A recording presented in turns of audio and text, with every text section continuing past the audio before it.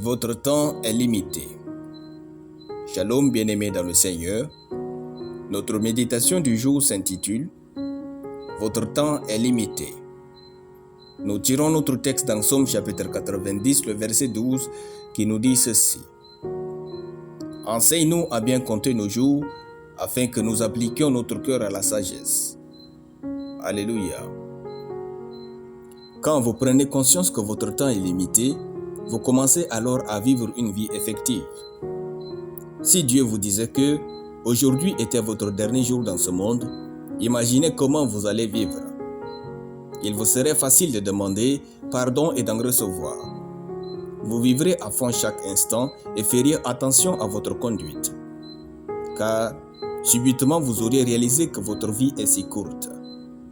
La vérité est que même si Dieu vous a crédité 1000 ans à vivre, votre vie restera toujours courte. Face à l'éternité, le fini n'est rien du tout.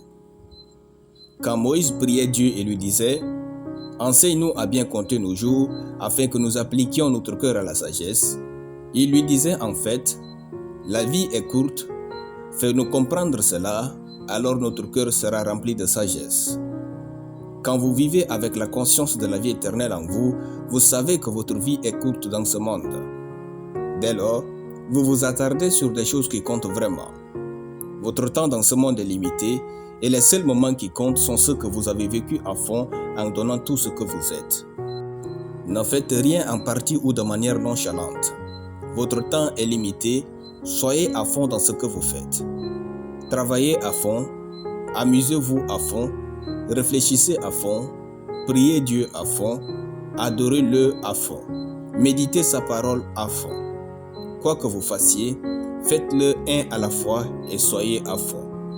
Votre temps est limité et ne revient jamais. Beaucoup essayent de courir après tout, sauf après ce que Dieu attend d'eux.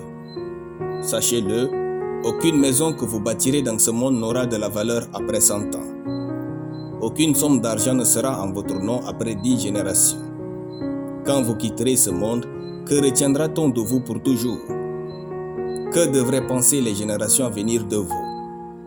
Depuis la création du monde, il y eut tellement d'hommes, mais on ne se souvient que de ceux qui ont impacté leur époque avec Dieu autour de ses valeurs. Que poursuivez-vous dans l'éternité pour que l'on se souvienne de vous? Ou bien, passez-vous dans ce monde comme si vous n'avez jamais existé? La seule version de vous qui restera à jamais vient du moment où vous avez collaboré avec Dieu. Seul Dieu est éternel et rien ne l'est en dehors de lui. Aimez-le, servez-le, partagez sa parole, communiez avec lui et vivez pour lui. Alléluia. Nous allons prier. Père tendre, enseigne-nous à compter nos jours afin que nous appliquions notre cœur à la sagesse. Je suis donc pleinement dans tout ce que je fais au nom de Jésus. Amen.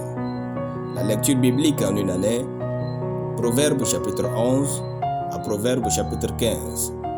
Soyez bénis, c'était le pain du ciel.